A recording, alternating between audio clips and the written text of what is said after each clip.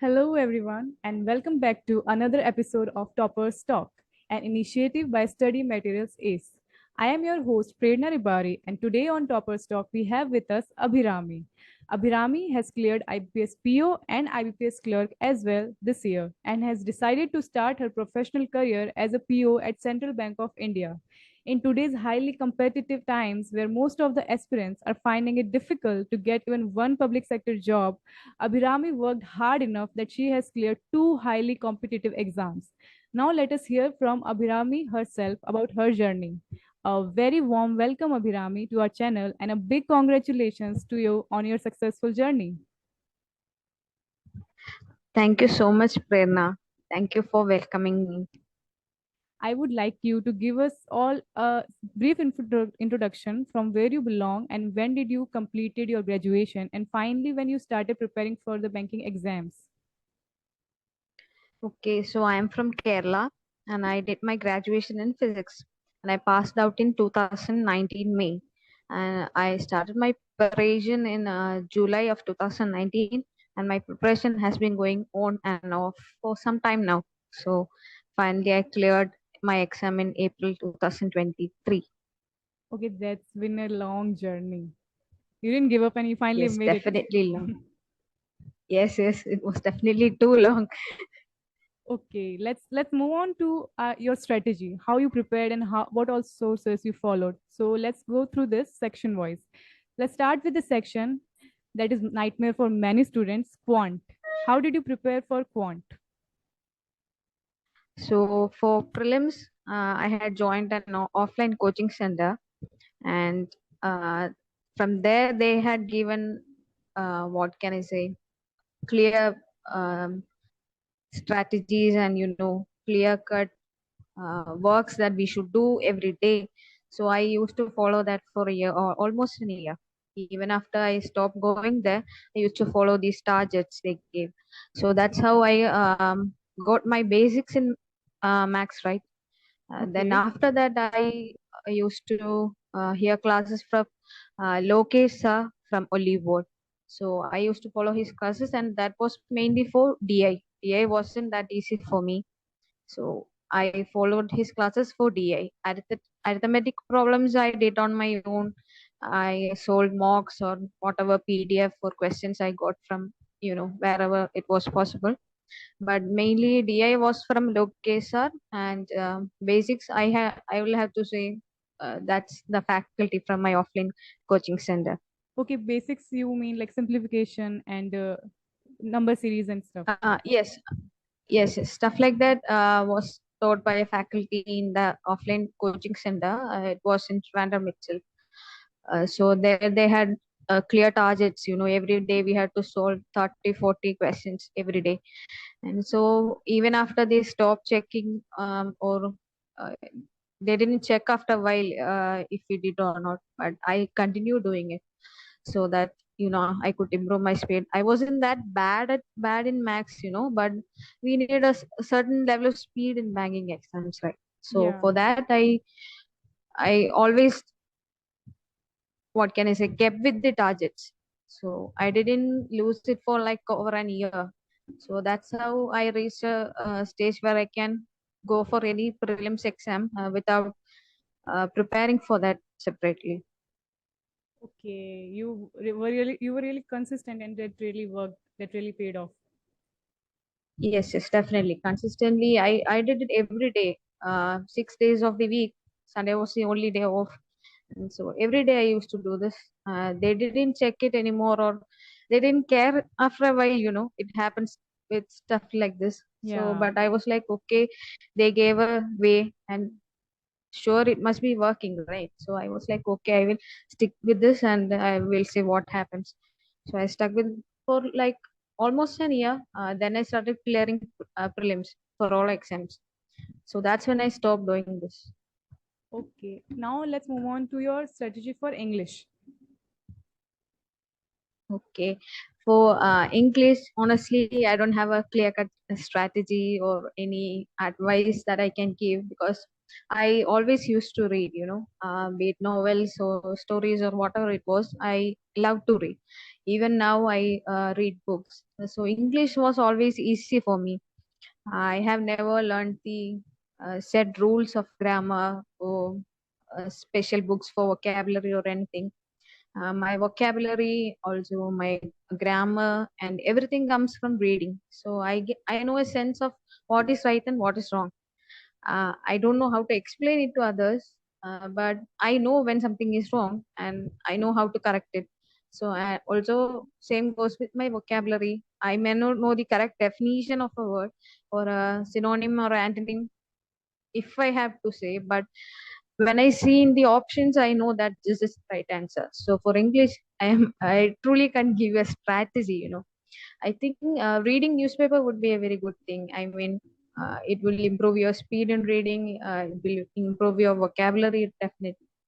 Yeah. Also, it will also give you a sense of right or wrong. You understand what I'm saying? Yeah, I totally resonate with what you're saying. We all know that banking exams, the English is mainly comprehensive. It is not about like vocab or grammar rules, but more of the comprehensive part is on the larger part out there.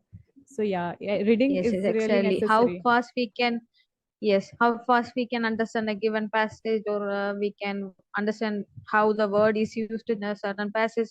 That's what's more important. And even if it's for descriptive, it's a definite added advantage in PO exams. So if Yeah. we have a good grasp in English, descriptive writing is very easy. For me, everyone is stressing over descriptive exams.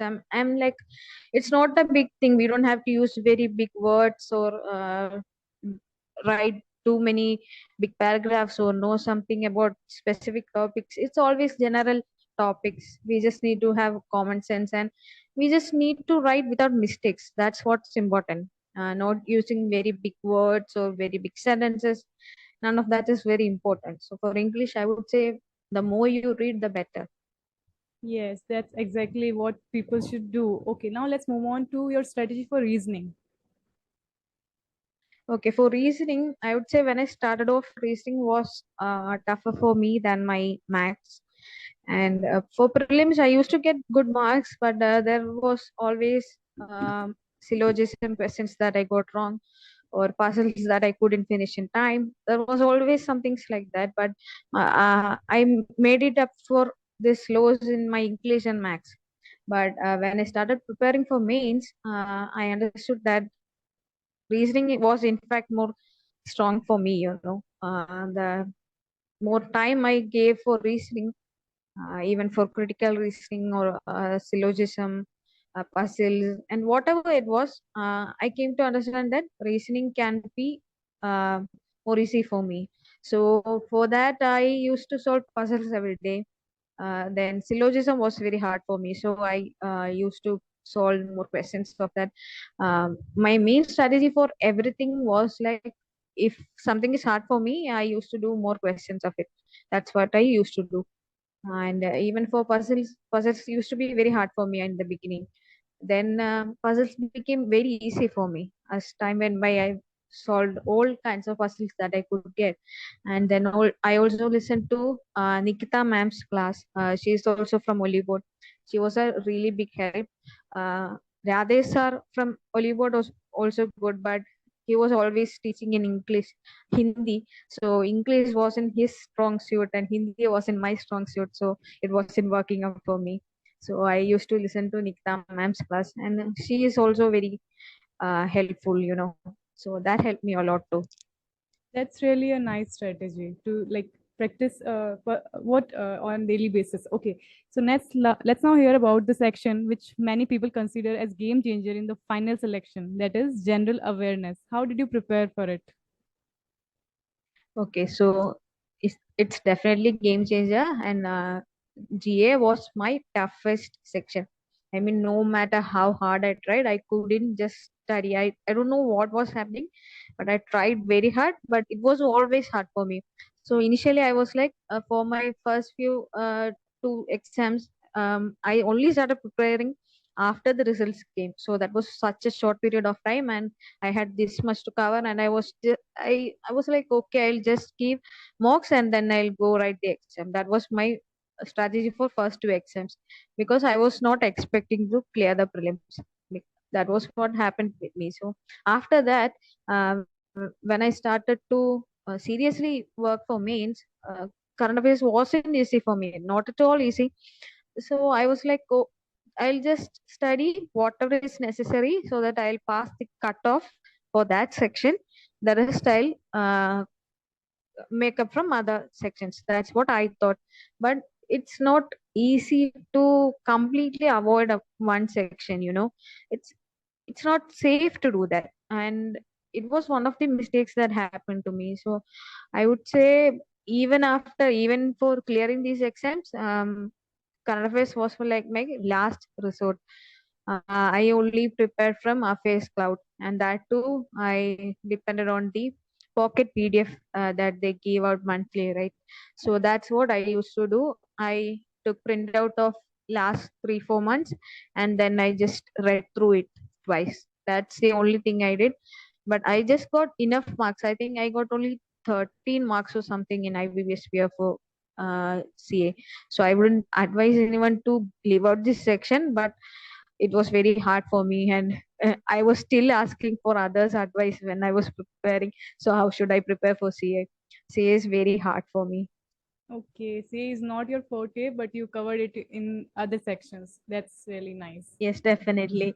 English was my what can I say, boon Forte. in that matter. Okay, your Yes, stronghold was English. Okay. yes, definitely. So we'll talk about mocks now. Tell us about how important role mocks play in one's preparation and how did you give your mocks? Okay, for prelims, I used to give mocks in textbook app, and that was before I started any serious preparations of anything. So they gave me confidence, like I could pass exams. That was the confidence it gave me. And for mains, mainly I gave mocks in Olive board. That's the only platform I use. And definitely I used to solve PDFs or other questions that came in other groups or whatever I could get. But mains, mocks I gave in Olive board only. So mocks, I don't think I have ever completed a full series of mocks in Olive board. Um, I try my best to do as many, but I don't stress over it. I don't stress over like, okay, before this exam, if I don't finish this much mocks, it will be bad. I have never stressed over like that. So I tried to give as many mocks as I could, and mocks is very important. I mean, no matter how many questions we can solve or how many PDFs we go through or how fast we solve all these, it's very different when it's in a time constraint.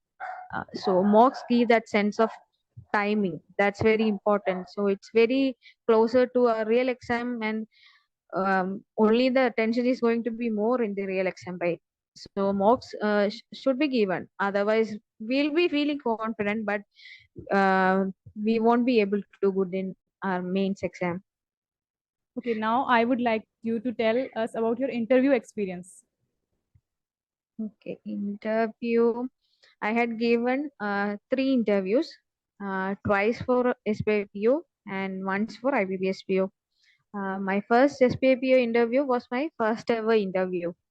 So at first it was a bit nerve wracking, you know, going into something like that. It was nerve wracking, but the board was very friendly. They didn't make me tense or anything. It was very short and very okay, and I felt good after coming after the interview.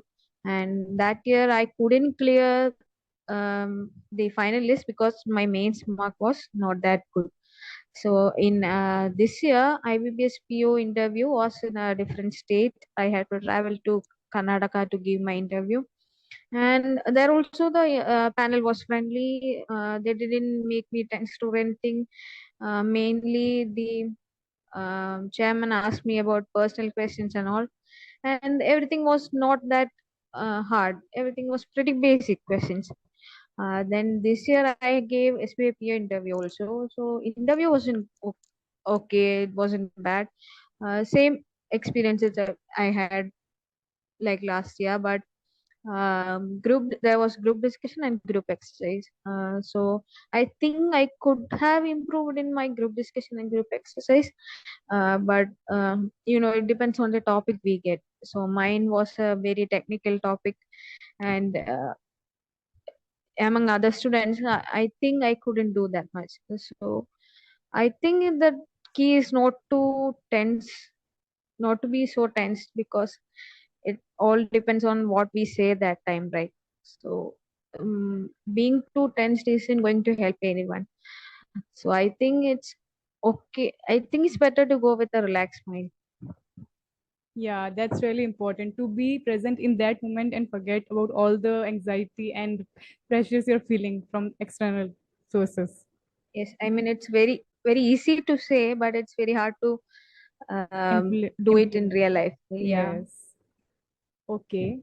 Now, I would like you to throw light on the mistakes you made in your preparation that wouldn't like to others to repeat. Okay, I think I have a long list of it, but mainly I would say don't wait for the results to come. I did that for my first three exams, because I was not expecting me to clear the prelims. That was the first thing. I thought that this being the second exam I gave, I was not going to clear.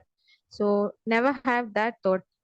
Always start preparing for mains. As soon as you have got the basics covered, I think it's good to start mains preparation, because even if the result is negative, this preparation is not going to go to waste. You always use it for another exam. So never wait for the results to come to start mains preparation. Then my second one would be, uh, don't be like me and avoid current affairs. I would say everyone should give equal time to all sections. I mean, no matter how hard it is for them, I think you should give special time for that, and um, as much importance as quant and reasoning, because for me, I avoided it for so long, thinking it's very hard for me and I'll cover up other using other subjects. But it's not easy to just completely ignore one section. So it's always safe to give equal importance to all sections. So that way, if even if one section or two sections don't go our way, the whole exam will be a disaster for us, right? So it's better to give equal importance. So don't do the mistake I did of ignoring current affairs. Okay, you really spoke some words of wisdom here, and I hope that's going to be helpful to a lot of aspirants hearing this. So, finally, I would like to thank you, Abhirami, for coming here on our channel and sharing your strategy and journey towards success. And I wish you all the very best for your future endeavors. Thank you so much, Prerna, and all the best for you too. Hope you will get a good news this year. Thank you, Abhirami.